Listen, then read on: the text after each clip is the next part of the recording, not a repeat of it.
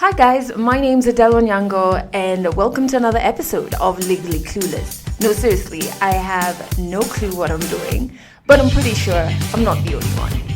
Hi, I hope you had a great week. I have spent the last couple of days bonding with my app that helps me with anxiety, which is Mindshift. So this episode, I really want to talk about that.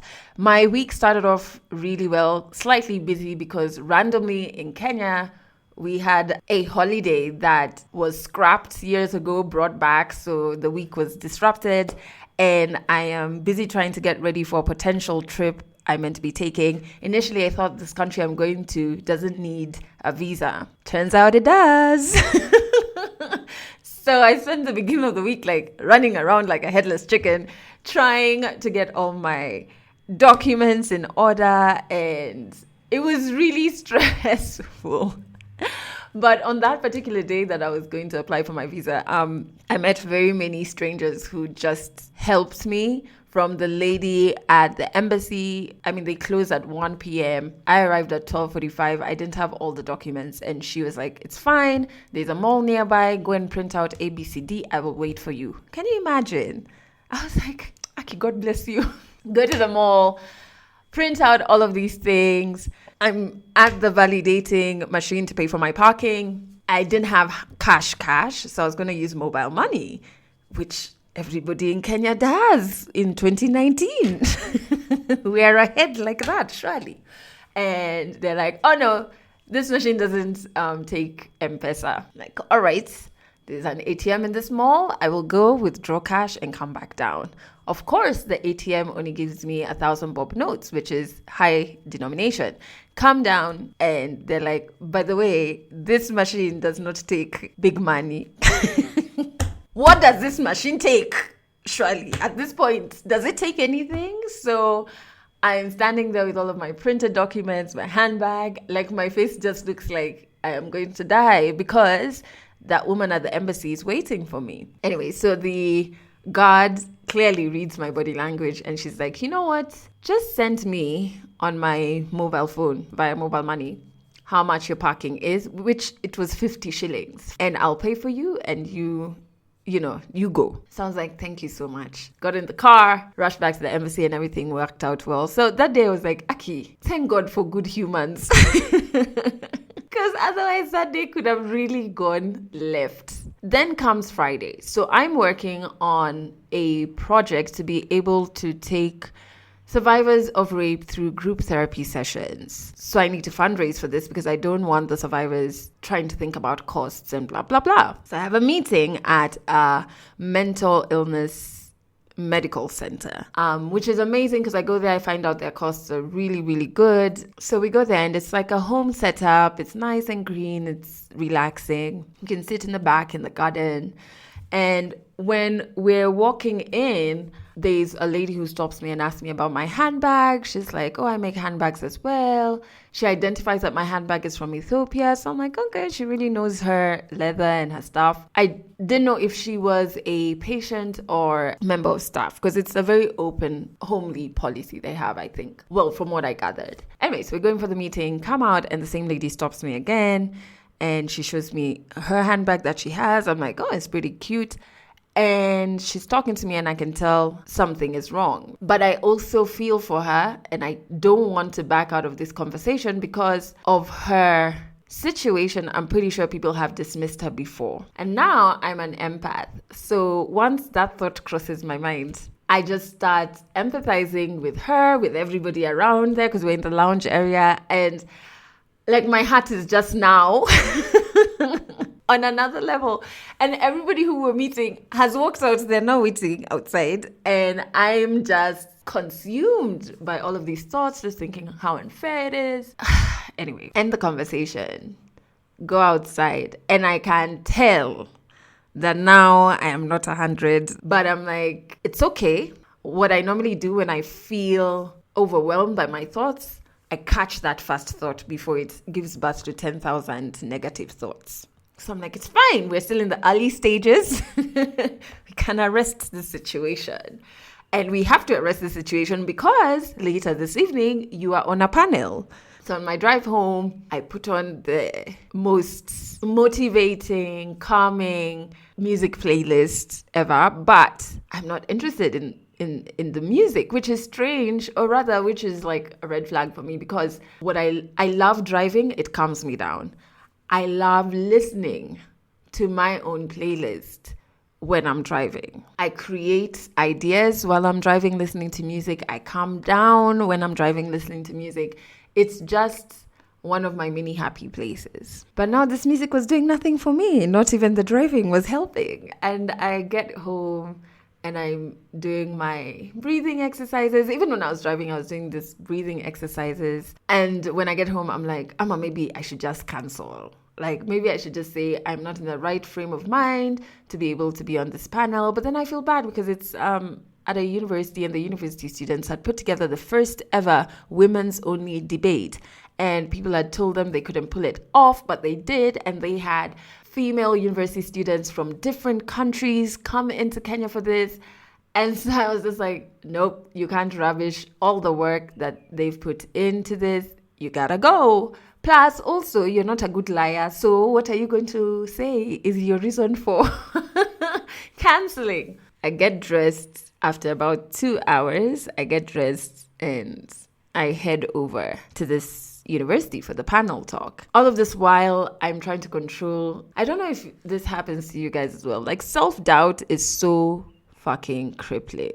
And sometimes when my self-doubt gets too much, I say the most mean things to myself. And I hate when I do that, when I tell myself how useless I am. I'm just really mean to myself sometimes when my self-doubt gets ahead of me. It's almost like I use those mean words to justify the self-doubt, where I'm like, but you're lazy and you're not smart, and do you even deserve to be on this panel? Like, why? And so I'm having all of these thoughts and I'm trying to arrest them, and my mind is just on overdrive. And then we have this panel conversation happens, and at one point a student stands up and she shares a story of her friend who was in a class in the university, and after the class, this fellow male student comes up to her friend, touches her friend's boobs, and basically is like, well, I touched your boobs, what are you going to do about it? In campus, guys.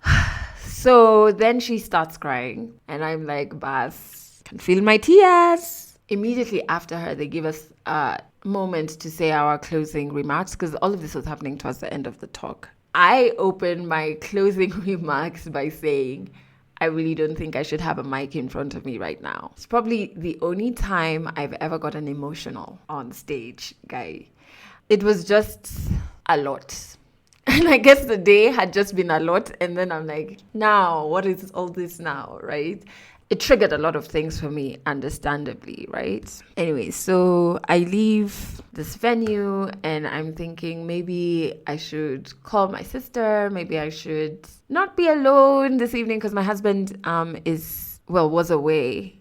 By the time you're hearing this, he's probably back. But he had traveled because of his rallying, and he's in the rally commission, so he was going to oversee a rally that was happening in another county. Anyway, so I drive home, and then I'm like, by the way, you actually have tools to help you with what you're feeling. So why have you decided that you're not going to use them? Even you, who's going to help you? So what I do is I open up the health folder on my phone, because that's where all my mental apps are. And I go to Mindshift. The first thing Mindshift asks is, how are you today? Just like, I am not well, please.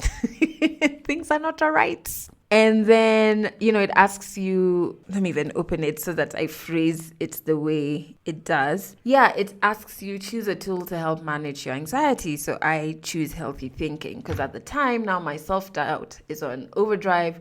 My anxiety is setting in, and now my anxiety is consuming everything I'm doing. I'm thinking about my life, my career, my relationship. Like, it's just given birth to madness. I open the thought journal. What I write is, I'm worried that my projects will fail, that I don't have a clear roadmap to my vision, and that there's no space for me. So even as I was writing that, I'm like, wow, how have we reached here from the events of the day? Like, how has it escalated to this point? So the next thing that Mindshift asks me is to identify 3 thinking traps that are associated with what I'm worried about. So the 3 thinking traps, and basically thinking traps are unhelpful ways of thinking, all right? And those thinking traps fuel your anxiety. So I picked fortune telling, which basically is I am believing that I can predict the future. I'm here saying how I am worried I'm going to fail. All right, Adele, how do you know you're going to fail, please? I also picked overgeneralizing because those are such general statements. Like, how have you arrived here? And the other thing that I picked was unsure because I think that was the basis of everything. Then I open up in each thinking trap. It asks you, are you 100% sure what the future holds? What else could happen? What's most likely to happen? In the second one, it asks you, is there evidence or examples that show that this isn't completely true all of the time? And then the last one for unsure is there still a more helpful way of thinking about the situation? What would I say to a friend who was having the same thought? That last sentence really struck a nerve with me because I do actually dish out a lot of advice to my friend. I'm known for writing a long WhatsApp chat to help you with your situation. And so then I thought about it. I was like, yeah, if, I was talking to a friend who's going through what I'm going through or having this anxiety that is so vague and it's unfounded, I'd probably be like, how have you decided that this for sure is how the future is going to end up? And can we create a plan to how we can achieve this vision? Anyway, so I do all of that. And basically, when you go through this thinking traps, then you have to revise what you initially wrote. So remember, I initially wrote, I'm worried that my projects will fail, that I don't have a clear roadmap to my vision, that there's no space for me. So now my balanced thought after this exercise became, I'm not 100% sure I shall fail. I always figure shit out, which I do. You can't predict the future. And the last thing was, because remember I'd said that there's no space for me. So the new balanced thought said, make your own space. And funny enough, after I did that, I did feel a lot more centered, a lot more, if there's a word for that, I don't know it. My mind started clearing out. It really started clearing out. I think one of the reasons that I love using Mindshift is because I love writing. And I love that when I write down my thoughts, especially at the beginning of what could be an anxiety attack, seeing how irrational they are after writing it, I'm just like, but surely now, Adele, how have you arrived here? How have we gotten here? But I am still very concerned about how much I'm doubting myself. I'm just like, eish, surely, can you be kinder with yourself? And can you believe in yourself? I remember when I was super emotional about my job. I knew I hated the environment. I knew I was losing myself. I knew that I needed to leave, but I was scared. I have never been so consumed by fear. And so I'd have very many moments where I'd be okay hanging out with my husband. He leaves me for 2 seconds. He comes back. I am in tears. Full on crying. And it's like, did somebody come here? Has somebody hurt you? What has happened? And I remember getting mad at him because I was like, why are you not panicking? Why are you calm? Why? And I remember he told me, and so I always go back to that moment. He told me, there's no way he's going to let us fail as a unit, as a partnership. And then he told me something that I was like, oh man, Adele. He said, and I also really believe in you. So I'm not worried about you. I genuinely just believe in you. And that for me was a reminder that I had stopped believing in myself. So whenever I have this crippling self-doubt that morphs into these mean statements that I tell myself, I always go back to that moment. I'm like, please believe in yourself, Adele, for heaven's glories. Just believe in yourself. But yeah, so that's where I'm at currently. And I would really love to know if any of you uses any apps for your anxiety. Which apps do you use? Do you also use Mindshift? Is it helping? Is it not? What exercises do you do? Do you count backwards? Do you do the breathing exercises? So you can just drop a comment, or you can send a WhatsApp chat, WhatsApp audio note to the podcast hotline, which is +254 768 628 790. Right now, though, I want us to get into 100 African stories. I recently took 100 African stories on location to JKUAT, Jomo Kenyatta University for Agriculture and Technology. Yes, I remembered it fully. And so that's actually outside of Nairobi. It's in Kenya. It's in a place called Juja. So we had to drive. That's my driving sound. And we went out there. I met a young lady called Aggie, who's not a student at JKUAT. She actually was in University of Nairobi, but she does a lot of work with university students in JKUAT, and work that I think is beautiful, is necessary. But hey, she has a brilliant story. Here we go. 100 African stories. There is no proper life that you live in university as a musician. If I constantly just walked around feeling sorry for myself, I'm never going to get anything done. There was a bit of frustration in between all of that. I've been breaking my back for this company. Therapy is not for the weak or for the crazy. Stories from Africa. My name is Agnes Anyango Olu. I am from Kenya. I grew up in Kisumu, which is the lakeside city of Kenya, but I currently live in Kiambu. I work with students in the university in JKUAT with this organization that's called The Journey. We are people on a journey, and I joined The Journey in 2013 as a student at the University of Nairobi. I was studying economics and statistics, but there was this group of people who came to my room, actually, to invite me into their space, and I was just like, okay, cool, I'll come. And I showed up. But the thing that happened in that season, I was just in my first year. What happened was I was coming from home in Kisumu and coming to the capital city, the big capital city that we had heard about. I had only visited it twice before, alone. I have like 3 older brothers. Our second born, who was in charge of me then, did not really want me to come. It was a whole thing because before that, I had my rebellion phase. I was just 17 and I was just done with being at home. My brothers practically raised me because our parents died when we were younger. So what happened is me coming to University of Nairobi alone. I'm the last born and I'm the only girl. Oh, it was not working for him. It's just like, first of all, I have had this rebellion phase, and then he's like, now what are you going to do in the city alone? We had a big fight about it, and then he just was like done with me. So he sat me down and he told me, you're going to be arrested, you have an ID, don't call anyone, figure yourself out. And I was like, okay, I am going. I had a bag, one suitcase, and I carried it and I came to school. That situation was not an easy one to be in. It was the kind of thing that just, you are in a place that you literally do not know anyone, and you literally do not know what you're doing, because this is you just taking a chance on yourself, but you don't know. Anything could go wrong, and all his doubts could come true, and all these fears were in my heart. And so I was in the middle of this crisis, and I'm alone. Like, there's no support, there's no, like, even money, even whatever.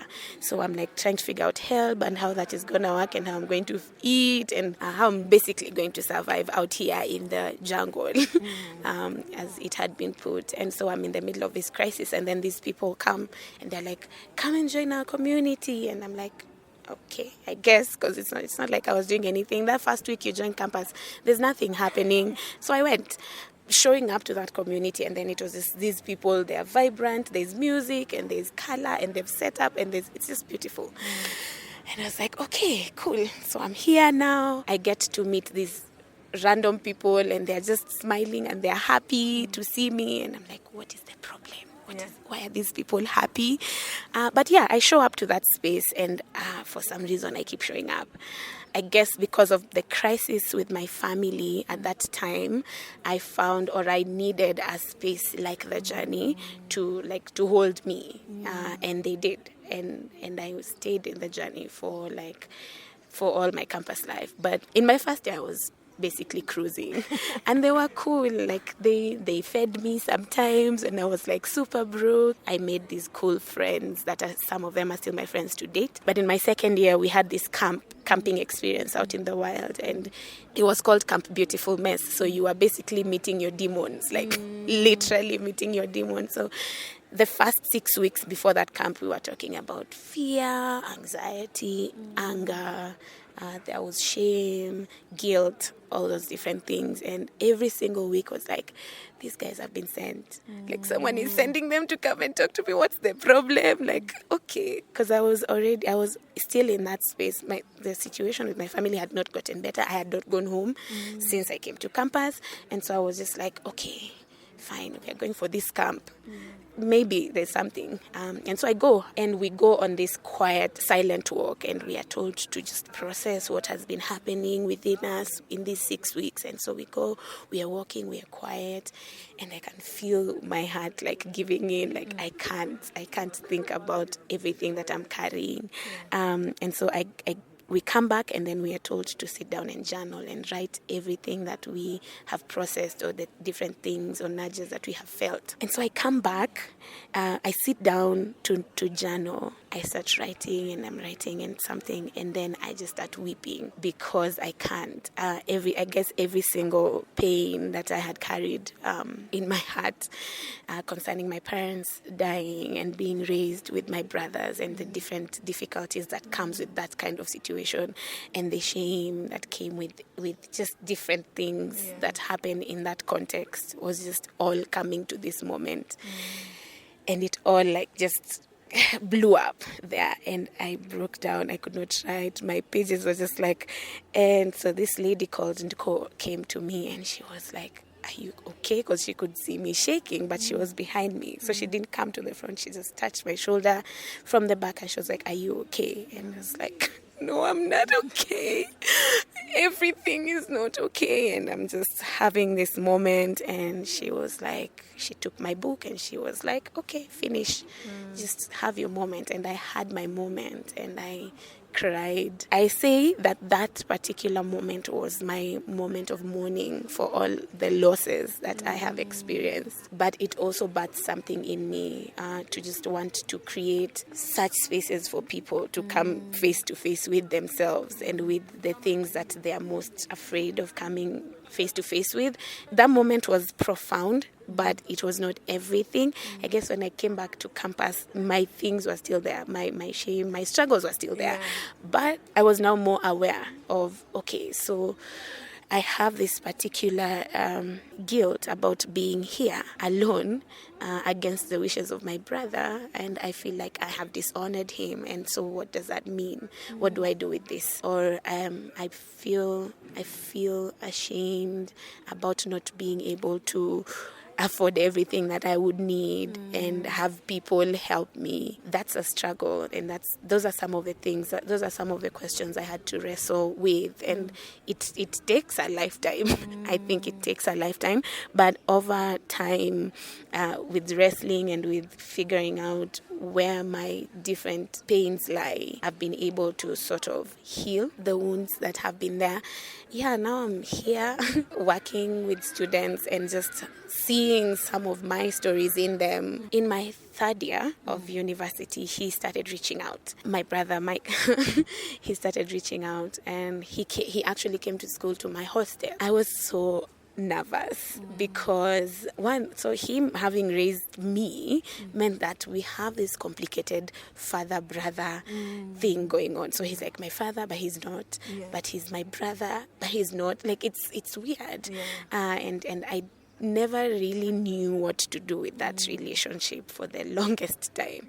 And so he's coming to my room, he's coming to my hostel, and he said, I'm coming. And so I can say no, I don't want to say yes either, so it's complicated. So I'm like, okay, what do I do? So I clean out my room like thoroughly because God forbid he finds a fault, and then it becomes a whole thing. So he comes, and then funny enough, I don't know what was happening in his space at that time because we hadn't talked for like close to 2 years at that point. He comes and he's just really kind to me, And he's like, are you fine? Are you doing well? Are you okay? And in my third year is when now he started sending me some money for upkeep. And I was like, I guess this works eventually, I hope.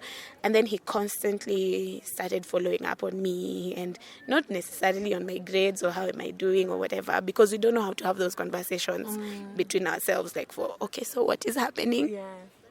No, he'll just be like, uko poa? Yeah. So you're fine? I'm like, yeah. And then that's it. Or maybe I need some money, and I'm like, at the end, he's not my first call. But when I'm like at the end, kabisa, I'm like, okay, I need this. And then he'll be like, I don't have it, or he'll give it to me, and that's the end of my interaction.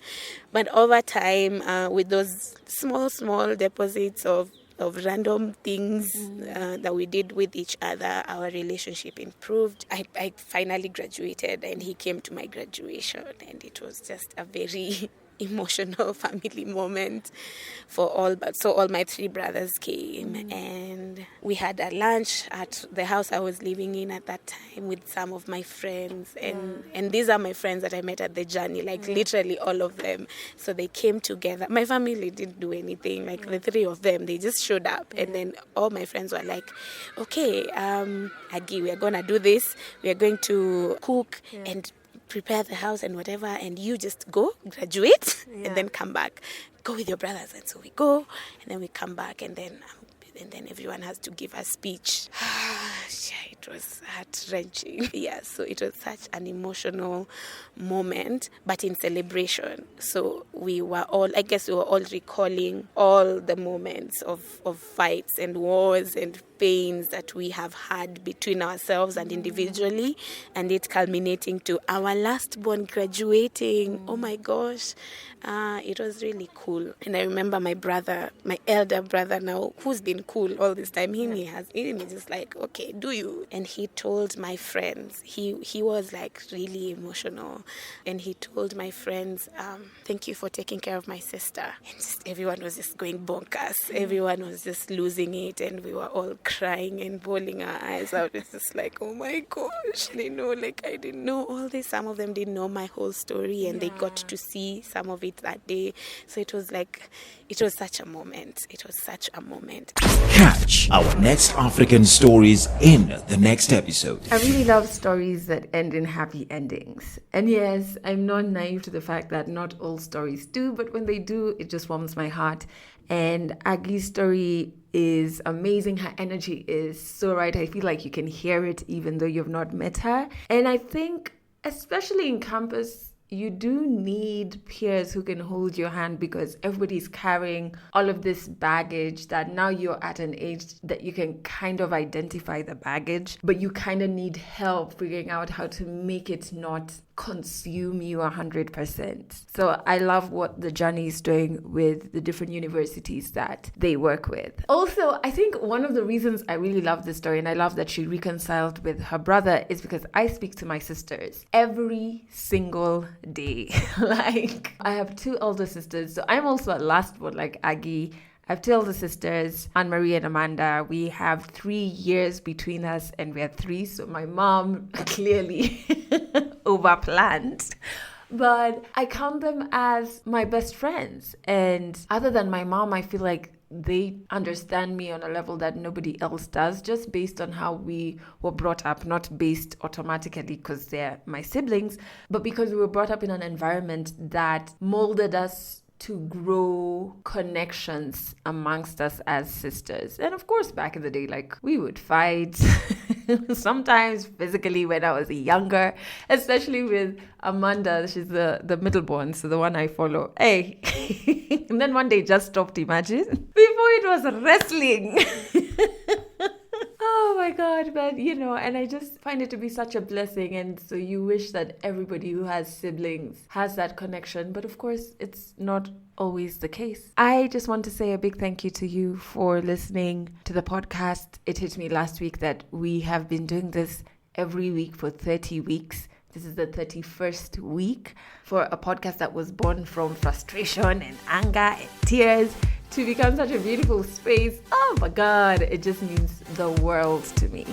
And that's it for this episode of Legally Clueless. You can share this podcast with your friends. You can keep it for yourself. I'm not judging. Just make sure you're here next week for the next episode.